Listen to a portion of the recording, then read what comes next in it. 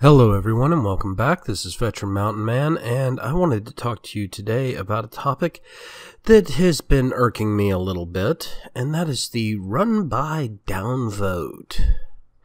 You know, I keep seeing this quite a bit on Minds, on YouTube, even other places.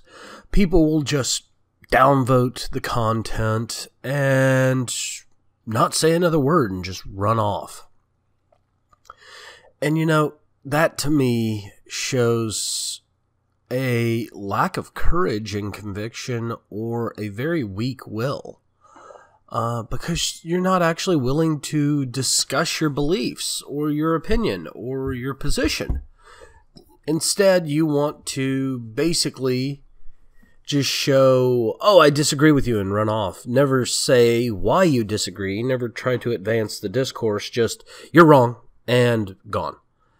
And that's not the reason for social media. I mean, if you're going to bother to take the time and effort to downvote something, you should at least be willing to engage in a discussion as to why you think the person is wrong. Otherwise, you're accomplishing nothing.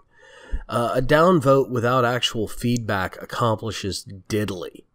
All it does is tell the person he got attention from you, or she got attention from you, and attention, whether positive or negative, from a post is kind of part of the point. You're trying to draw attention to this idea, theory, statement, concept. You're not necessarily trying to become the most popular. Social media and free speech is not necessarily a popularity contest so much as it is trying to communicate and express with people. It's the replacement to the 17 and 1600s village tavern, where people would go and sit and discuss news and ideas and topics. Granted, they would do it over alcohol, and honestly, it would end up with on the occasional duel out in the front lawn. However, on social media, it tends to be a bit less bloody. It's still the same kind of situation. You are trying to engage in discourse and social behavior, and people just run by downvoting doesn't actually contribute to the social behavior. And because it doesn't contribute to the social behavior, realistically, you should consider why you're downvoting someone. Don't just say, oh, I'm going to downvote because I disagree, or I'm going to downvote because I don't like this person. Think about why you should downvote something. If it wasn't worth your time at all, don't even bother. If you dislike a person or dislike their content, don't even look at it. Don't even look at it. It's not required. You are not required to be an audience. Now, if you realistically want to observe their content and you think that their content was awful and you want to downvote it, fine. But don't be afraid to engage in discourse. Because if you don't engage in the discourse after you then turn around and say you're wrong, or say I don't like what you said, then you're not going to actually change their position. You're just going to affirm their position, especially when it comes to free speech topics, because realistically, the free speech concept is not designed to protect popular speech. We don't need a right or a law or a set of statutes to protect people debating who was better, the Who or the Beatles.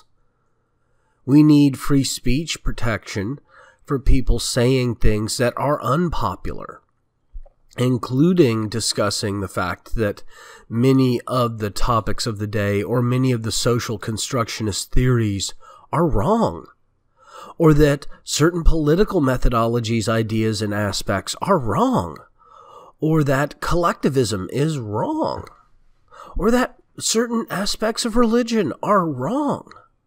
That is free speech.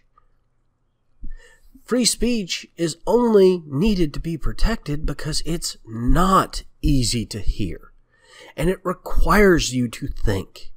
And if you don't want to engage in free speech, then why are you engaging in social media on the internet? I mean, realistically, that's what it's about, is free speech. You don't have to be on social media. There is plenty of things to go do out in the wide world that is nothing to do with a computer.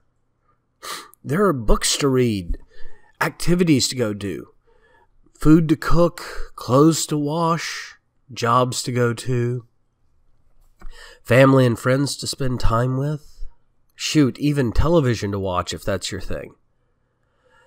But you don't have to do it while on social media, and you don't have to interact with social media if you don't want to. So, I also bring to the fact that you don't have to interact with any individual on social media if you don't want to. That's one of the reasons you have the ability to critically think, is that you can choose. I don't like this person's opinions. I don't like their viewpoints. I don't like their ideas. I'm just not even going to bother to listen to them. Now, I think you're wrong if you do that. I think that realistically you should listen to them and refute them and show that they're wrong if you can. Now, if you're doing it straight off of feelings, you're not likely to win, because you're probably not actually taking a very good stance as to why you dislike their ideas. But that's your choice, and you have the right to do that. Well, that's going to be all for today. I want to thank you all for joining me. Please remember, if you're on YouTube and you like my content, to like and subscribe. If you're on VidMe, please remember to upvote and follow.